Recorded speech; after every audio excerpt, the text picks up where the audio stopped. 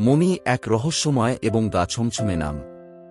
হাজার হাজার বছর আগে, বিশেষ করে প্রাচীন মিশরে, মানুষ মৃত্যুকে পরাজিত করতে চাইত।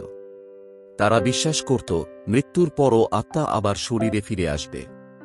তাই মৃতদেহকে বিশেষ এক পদ্ধতিতে সংরক্ষণ করত, যাতে দেহ পচে না যায়, অমর হয়ে থাকে। মিশরীয় পুরোহিতরা দেহ থেকে অন্ত্র, পাকস্থলী আর হৃৎপিণ্ড বের করে ফেলত। তারপর সেই মৃতদেহকে ন্যাট্রন নামের এক ধরনের ভয়ঙ্কর লবণে চুবিয়ে দিনের পর দিন শুকিয়ে ফেলত। শেষে সাদা কাপড়ে পেঁচিয়ে এক অন্ধকার কফিনে বন্দী করা হতো।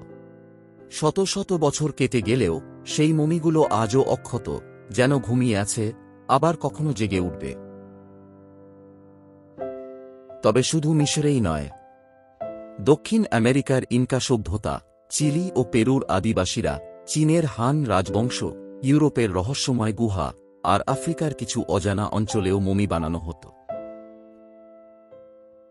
প্রতিটি জায়গায় মমির তৈরি পদ্ধতি ছিল ভিন্ন। কেউ আগুনের উত্তাপে শুকিয়ে রাখত, কেউ আবার রহস্যময় তেলের স্তরে দেহ আবৃত করত।